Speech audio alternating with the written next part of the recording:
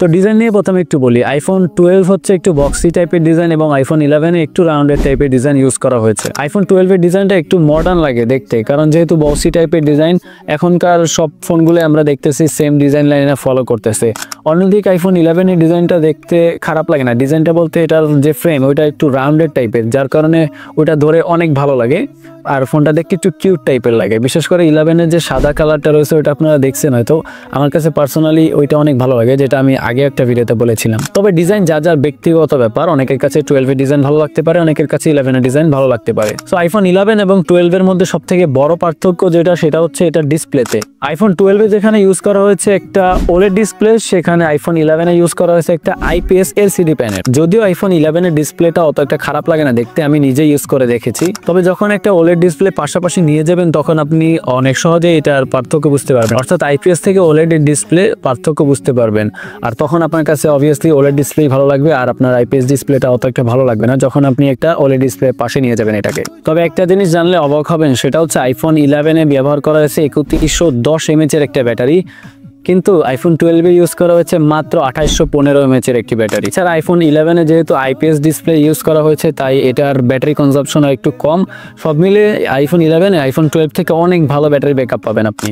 IPhone 11 এ ব্যবহার করা হয়েছে A13 বায়োনিক চিপসেট এবং আইফোন 12 এ ইউজ করা হয়েছে A14 বায়োনিক চিপসেট। পারফরমেন্স নিয়ে যদি চিন্তা করেন, আইফোন 11 এবং আইফোন 12 এ দুটোতেই কিন্তু ভালো লেভেলের পারফরমেন্স আপনারা পেয়ে যাবেন। যেহেতু দুইটাই অ্যাপেলের নিজস্ব প্রসেসর, তাই দুটোতেই অনেক ভালো আউটপুট পেয়ে যাবেন। আর এখানে অনেক লেভেলে যে গ্যাপ পাবেন না, মানে অনেক গ্যাপ পাবেন আপনারা এরকম না, দুইটাতেই আপনার সিমিলার পারফরমেন্স পেয়ে যাবেন। A13ও কিন্তু অনেক পাওয়ারফুল এই সময় এসে। আইফোন 11 এবং আইফোন 12 দুটাতেই ফ্রন্ট ক্যামেরা হিসেবে 12 মেগাপিক্সেল একটি ক্যামেরা ইউজ করা হয়েছে।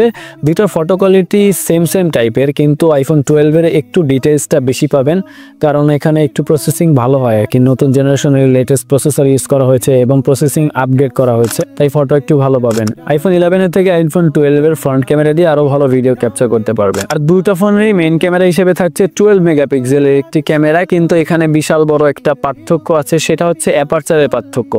আইফোন 11 এর যেখানে ইউজ করা হয়েছিল 1.8 অ্যাপারচার, সেখানে আইফোন 12 এ এসে ইউজ করা হয়েছে 1.6 অ্যাপারচার, অর্থাৎ এখানে অ্যাপারচার ভ্যালু বেড়ে গিয়েছে, যার কারণে আরো অধিক পরিমাণে লাইট সেন্সরে প্রবেশ করতে পারবে এবং ছবির যে ওভারঅল ডাইনামিক রেঞ্জ বা আলো বেশি পাবে, যার কারণে ছবি ওভারঅল ভালো হবে। বিশেষ করে লো লাইট ফটোগ্রাফি আর একটু ইমপ্রুভ হবে আইফোন 11 থেকে আইফোন 12 এ। তো এখন কথা হচ্ছে আইফোন 11 নেবেন নাকি আপনি আইফোন 12 নেবেন, আপনার জন্য কোনটা বেটার হবে? আমার মতে আপনার যদি বাজেট কম থাকে তাহলে আইফোন 11 আপনার জন্য খুবই ভালো একটা চয়েস হতে পারে।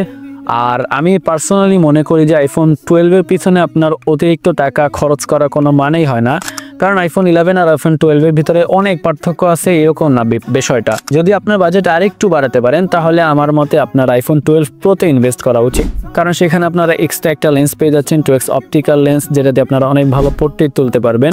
আর যদি আপনাদের একান্তই পছন্দ থাকে আইফোন 12 তাহলে আপনারা নিতে পারেন, কোনো সমস্যা নেই। তো আজকের এই ছোট ভিডিওটা এই পর্যন্তই ছিল, ইনশাল্লাহ দেখাবে নেক্সট ডে আবারও আপনাদের সাথে। আসসালামু আলাইকুম।